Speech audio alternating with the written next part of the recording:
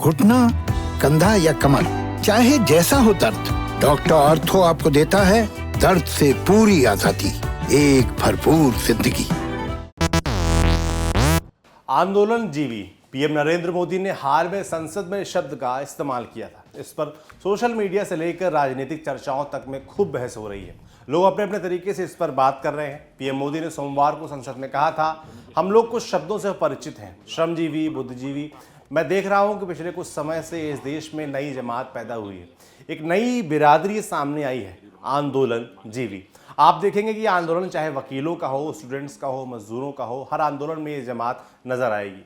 ये आंदोलन के बिना जी नहीं सकते, हमें इन्हें पहचानना होगा। तो हम आपको आज बताते हैं उन 5 बड़े आंदोलनों के बारे में जिनमें भारतीय जनता पार्टी ने विपक्ष के में रहने के दौरान बढ़ चढ़कर हिस्सा लिया था। पहला है अन्ना आंदोलन 2011 का। 5 अप्रैल 2011 जगह प्रेस क्लब ऑफ इंडिया।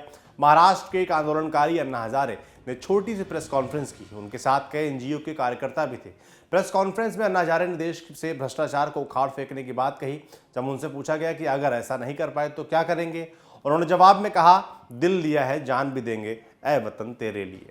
आंदोलन परवान चढ़ा और इस जनरेशन का सबसे बड़ा आंदोलन बना। तत्कालीन कांग्रेस सरकार से नाराज लोग आंदोलन में भारी संख्या में पहुंचे। साथ ही पहुंची विपक्षी पार्टी बीजेपी। वर्तमान में बीजेपी की सरकार में मंत्री और पूर्व सेना प्रमुख वीके सिंह अक्सर उनके मंच पर नजर आते थे। अन्ना हजारे को समर्थन देने के लिए आंदोलन के दौरान बीजेपी के बड़े नेता लगातार पहुंचे। इनमें अरुण जेटली जैसे बड़े कद के नेता भी शामिल थे। 14 अगस्त 2011 को गुजरात के तत्कालीन मुख्यमंत्री नरेंद्र मोदी ने एक भाषण में अन्ना आंदोलन का समर्थन करते हुए कहा, देश की सफाई इस कदर होनी चाहिए कि अन्ना जी जैसे लोगों को आंदोलन पर ना बैठना पड़े। अगला आंदोलन है निर्भया आंदोलन 2012 का। तारीख थी 16 दिसंबर 2012। साल खत्म होने को था, लेकिन ऐसी बड़ी घटना हुई कि पूरा साल ही इस घटना के नाम हो गया। दिल्ली की सड़कों पर चलती बस के अंदर एक लड़की से बर्बरता से गैंगरेप और बाद में मौत से देश दहल गया। इस वारदात में दरिंदगी की डिटेल्स जैसे जैसे सामने आई, लोगों का गुस्सा बढ़ता गया। लोग सड़कों पर उतरे। दिल्ली में शीला दीक्षित की सरकार थी। लोगों ने न सिर्फ दिल्ली सरकार बल्कि दिल्ली पुलिस की बॉस केंद्र सरकार से भी हिसाब मांगा। इस आंदोलन के साथ बीजेपी ने सड़क से लेकर संसद तक दिया। भारतीय जनता पार्टी की नेता स्मृति ईरानी ने विरोध स्वरूप तत्कालीन प्रधानमंत्री मनमोहन सिंह के लिए चूड़ियां भेजी थी। उनके अलावा प्रकाश जावड़ेकर से लेकर वेंकैया नायडू तक ने मुखर होकर आंदोलन का लगातार समर्थन किया। सुषमा स्वराज ने उस समय के पीएम मनमोहन सिंह से विशेष सत्र बुलाने की मांग की, जो नहीं मानी गई।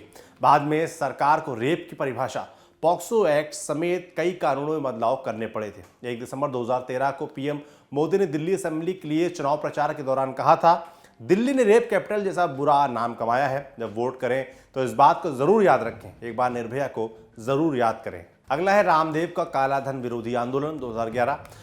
बाबा रामदेव लगातार अन्ना हजारे के आंदोलन में सक्रिय रहे, लेकिन 4 जून 2011 को उन्होंने दिल्ली के रामलीला मैदान में काले धन के खिलाफ आंदोलन शुरू कर दिया। इस आंदोलन को भी गैर यूपीए पार्टियों को जमकर समर्थन मिला। इसमें सबसे सक्रिय बीजेपी रही। बाबा रामदेव ने सरकार को काला धन समर्थक बताते हुए निशाना साधा। उनका मंच पर साथ देने के लिए बीजेपी के राज्यसभा सांसद राम जेठमलानी अक्सर मौजूद रहते थे। बीजेपी के तत्कालीन अध्यक्ष नितिन गडकरी भी उनसे मिलने पहुंचे थे। जब बाबा रामदेव के आंदोलन को रामलीला मैदान में पुलिस कार्रवाई करके हटवाया गया तो 5 जून 2011 को गुजरात के तत्कालीन मुख्यमंत्री नरेंद्र मोदी ने कहा था, बाबा रामदेव के साथ दिल्ली पुलिस की बर्बरता बेहद ही शर्मनाक है। सरकार ने लोकतंत्र का अपमान किया है, जो कि बेहद ही गलत है। ये दुर्भाग्य है देश का, जहां ऐसी सरकार काम कर रही है। हमारे पीएम साहब बेहद ही कायर हैं। मुझे दुख होता है कि उनकी उपस्थिति में बाबा के साथ ये सब कुछ हुआ है। सरकार को उनसे माफी मांगनी चाहिए। अब बात कोल और 2G आंदोलन की 2012। यूपीए 2 का शासनकाल 2009-2014 कोयला और 2G घोटालों की भेंट चढ़ा। एक तरफ देश भर में भ्रष्टाचार के खिलाफ बहुत आक्रोश दिखा। बीजेपी पे लगातार सड़क से संसद तक सरकार को घेरती रही।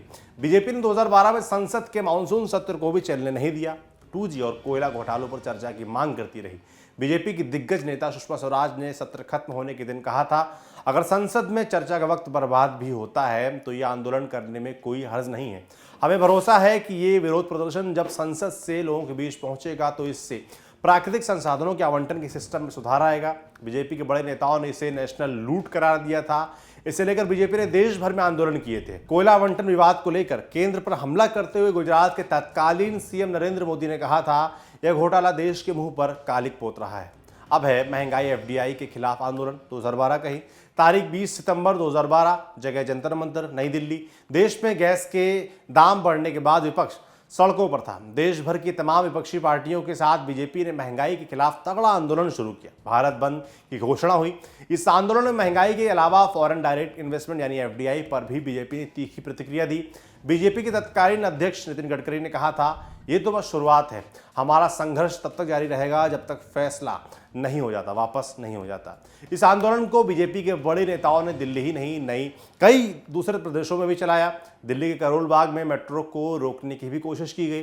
चांदनी चौक मेट्रो स्टेशन पर प्रदर्शनकारियों ने ताला जड़ दिया। भाजपा नेता मुख्तार अब्बास नकवी, संजय जोशी और ओपी कोहली को हिरासत में भी लिया गया था। तो ये थे वो 5 आंदोलन जहां बीजेपी काफी सक्रिय रही। आपके लिए जानकारी लाए थे हमारे साथी अमित। देखते रहिए दी लल्लन टॉप।